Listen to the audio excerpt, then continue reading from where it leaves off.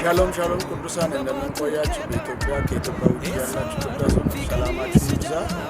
እኔ ወንድማችሁ ፕሮፌት አበበ የስልፍን ልጅ ዓለም አቀፍ ቤተክርስቲያን ምስራችና ባለራዕይ ነኝ። ሉቃስ ወንጌል ምዕራፍ 24 ቁጥር 5 ላይ እንዲህ ይላል፣ ፈርቶ ፊታቸውን ወደ ምድር አቅርቅሮ ሳለ እዛው ቦታ ላይ ከሙታን መካከል ከሕያው መካከል ምን ትፈልጋላችሁ? እናንተ የምትፈልጉት እዚህ የለም ተነስቷል። ከፊታችን ሚያዝያ 5 ዕለተ እሁድ የትንሣኤ በዓል ተዘጋጅቷል። እዛ ላይ መታችሁ ነጭ ለብሳችሁ መታችሁ ከኛ ጋር ከቤተ ክርስቲያን አገልጋዮች ከተጋባዥ አገልጋዮች ጋር እንድታሳልፉ በጌታ ፍቅር አሳስባለሁ።